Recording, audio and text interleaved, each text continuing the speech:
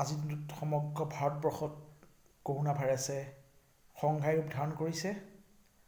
আজিৰ দিনটোতে 339জনকৈ লোক নতুনকৈ কৰোণা ভাইৰাছত আক্ৰান্ত হৈছে আৰু ইয়াৰ জৰিয়তে 1500তকৈ অধিক লোক কৰোণাত আক্ৰান্ত হ'ল ভাৰতবৰ্ষত আৰু 50জনতকৈ অধিক লোক কৰোণা ভাইৰাছত আক্ৰান্ত হৈ মৃত্যুমুখত পৰিছে। লকডাউন চলি থকাৰ সময়ত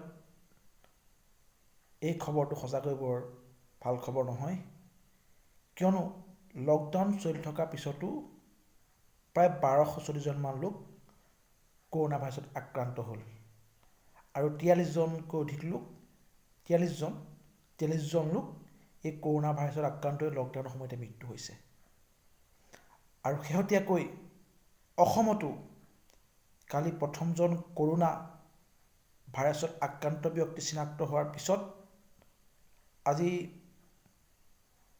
ৰাতিপুৱা আগবেলাতে আন 4জন ব্যক্তি চিনাক্ত হৈছিল আৰু আজি সন্ধ্যা আন 8জন লোক চিনাক্ত হৈ কৰোণাৰ আক্ৰান্ত সংখ্যা অসমতো 13জনলৈ বৃদ্ধি পালে।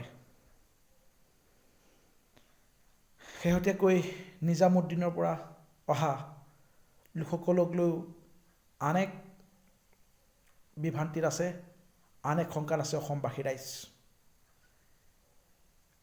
এই নিজামুদ্দিনৰ পৰা অহা লোকসকলক লৈও যথেষ্ট বিমত পৰিছে সাধাৰণ ৰাইজ আৰু সাধাৰণ ৰাইজ সজাগ হ'বৰো হ'ল। চৰকাৰৰ ফালৰ পৰা বিভিন্ন সংবাদ মাধ্যমৰ জৰিয়তে বিভিন্ন প্ৰচাৰ চলাই থকা হৈছে যে সজাগ হওক, সচেতন হওক আৰু অতি প্ৰয়োজন নাথাকিলে ঘৰতে থাকক আৰু কৰোণাৰ পৰা বাচি থাকক। কিন্তু তাকে নকৰি বহুলোকে কোনো কাৰণ নোহোৱাকৈ যধে মধে বাহিৰলৈ ওলাই আহি এই কৰোণাৰ ভাইৰাছ নিজে চপাই লৈছে আৰু লগতে ৰাতি কাষৰীয়া ব্যক্তিৰ বাবে বিপদ পাতি আনিছে।